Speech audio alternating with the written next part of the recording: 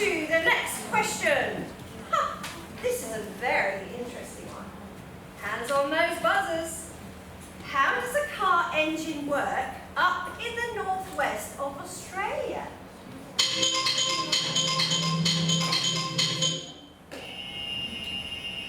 Oh, Rudolph Diesel, look at you standing there oh so proper.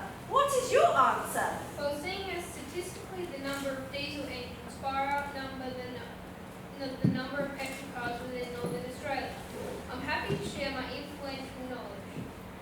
Diesel engines work through the heating of air combustion to ignite fuel to start an engine. Oh, amazing! Such an impressive concept. Thank you, Elizabeth. Yes, God only knows how we can survive without proper car engines on the give. Diesel is correct. 1 point for you. Question number 6. This is interesting too. How did the mathematician Alan Turing die?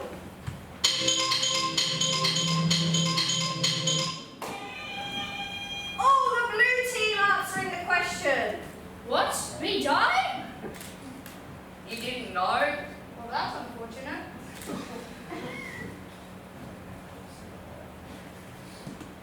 He died after he ate an apple poisoned with cyanide. I did? Well, at least you know not to eat apples anymore. Well, that is a bit unfortunate, but still correct! Another point for the blue team.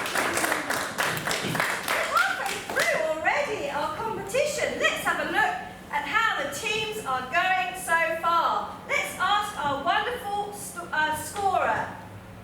Oh, here we go.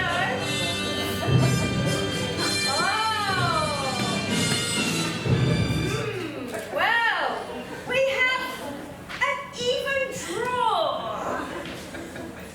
3 for the blue and 3 for the red. But we're still halfway through.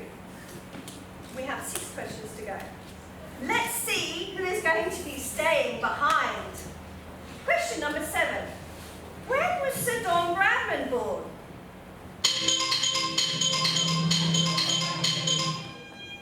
Oh, the blue team, Mr. Bradman, greatest Australian cricket batsman of all time. When were you born? Well, I can't be too certain, but I'm pretty sure I was born in 1908. Ha! Ladies and gentlemen, I give you our first incorrect answer. You were not born in 1908, but rather the 27th of August in 1908. That's Hey, incorrect. that's so cheap, Cards are always right. Moving on. We have 5 questions remaining. Next question. Who is involved in one of the greatest electrical inventions in the late 1800s? Finally, an interesting question. Oh, Thomas Edison, you should know this one. What is your answer? Thomas Edison created an electric power generation and incandescent light bulb. Oh, bravo! Yes, very good indeed. 1 point to the red team, which means you now go into the lead.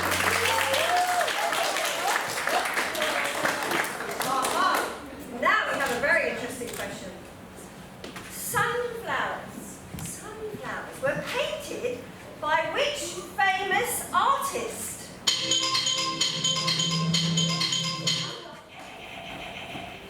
Oh, it's the blue team answering the question. It was I, Vincent van Gogh. Oh, that is incorrect. What was it? It was the meaning of gratitude. I'll tell you.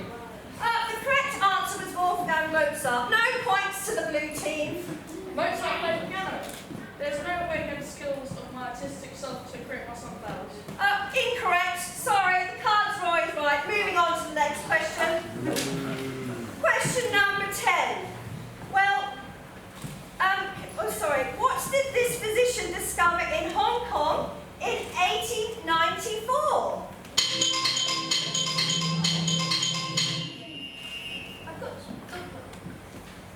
It's Excusez-moi, madame. Ah, bonjour, Alexandre Yersin, Swiss French doctor of the late 18th century. What is your answer? In 1894, I discovered the bubonic plague within Hong Kong. Ah, très bon. Your answer is correct. Another right to Oh, we are now on number 11. Not far off the finish, guys. I wonder who is in the lead. Let's see shortly. What does the C in the equation E equals mc squared mean? Oh, the blue team. Einstein, one of the most influential physicists of all time. What is your answer? Well, seeing as I created the equation, the C represents the constant speed of light. Duh! Again, incorrect. Gosh, so many equations. You're meant to be the notables who know these things. The C in the equation E equals mc squared means the speed of light in a vacuum, which is in fact equal to 300,000 kilometers per second. Jeez, I was one of the best mathematicians in this world, and you are incorrect and cheating. Moving on. I am never incorrect, and nor are the cards. But we are now on to our final question of the night. Get those hands on those buzzers. What is a cutworm? Oh, the red team answering Margarita Morris, American entomologist. What is your answer? A cutworm is the caterpillar of moths, which cut down the stems of which they feed on. I've written an article on it if you would like to know some more info. I'm all good, thanks, but that is correct! Well done! Well, that was the last question of the game. Let's see the scores.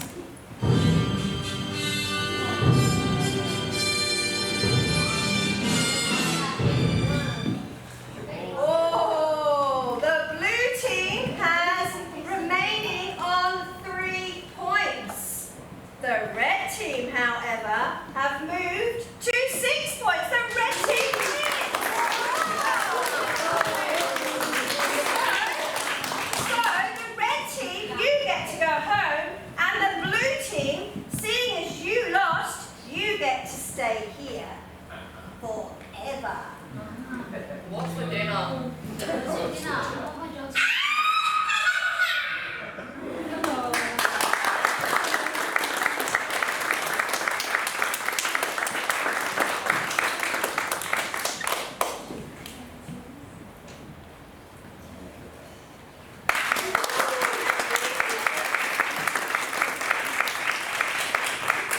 Thanks, everybody. That's the first part of our Night of the Notables. So that was a little play that actually the Year 7s designed themselves. I did not design this at all. It was their idea, the whole thing. And you have to realise that a lot of them have been sick. So this term and a half, I don't recall the first time I've had all the notables with me. And one of them actually had to call in sick with COVID. Another one day before yesterday. So we had Jimmy from Year 8 ACES. He stepped in yesterday at the last minute. So I think these guys have done an awesome job. Now the second part of the show is where they present you the actual displays that they've been working on all semester. Well, it's not really been a semester. It's been like probably about 10 weeks in all, really, by the time we got started. So please come along, ask them lots of questions about their character. And there's 3 awards going at the end of this competition, which will be handed out in assembly. There's one for the most creative display, one for the most informative, and one for the best performance. And there's little voting slips outside where the food will be. And if you could just vote who you think you felt was the best and just put them in the containers, that would be great.